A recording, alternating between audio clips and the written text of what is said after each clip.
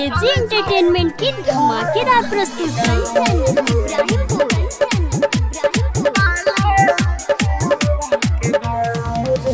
मलिया रे आहा मलिया रे काले चल जाई पियावा के गाँव रे मलिया रे काले चल जाई पियावा के गाँव रे हाथे में हाजिरा चाहिए हाथे में हाजिरा चाहिए पियावा के घरे धरी पाओ रे आहो मलिया रे काले चल जाई पियावा के गाँव रे मलिया रे। Mix by AG recording studio.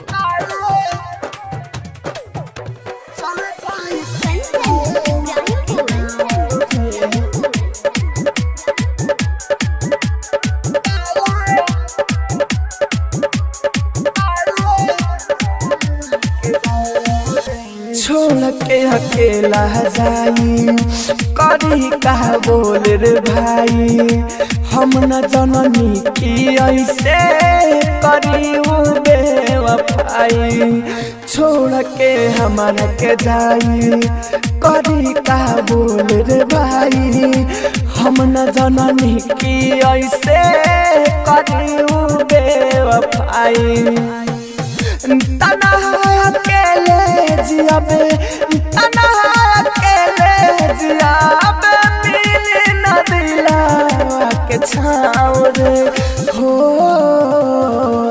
मलिया रे काले चल जाई पियावा के गाँव रे मलिया रे काले चल जाई पियावा के गाँव रे।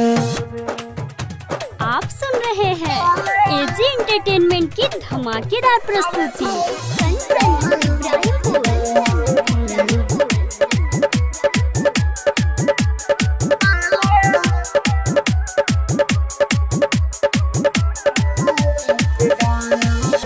गोडू गोला देनी तू सुना दादा दे राहुल के मुना हम न जी पाई बकवाना हाली से उपाय चुना गोडू गोला देनी तू सुना दादा दे राहुल के मुना हम न जी पाई बकवाना हाली से उपाय चुना हमारा बिना रही कैसे हमारा बिना रही कैसे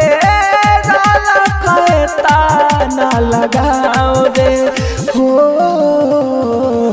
मलिया रे काले चल जाई पियावा के गाँव रे मलिया रे काले चल जाई पियावा के गाँव रे।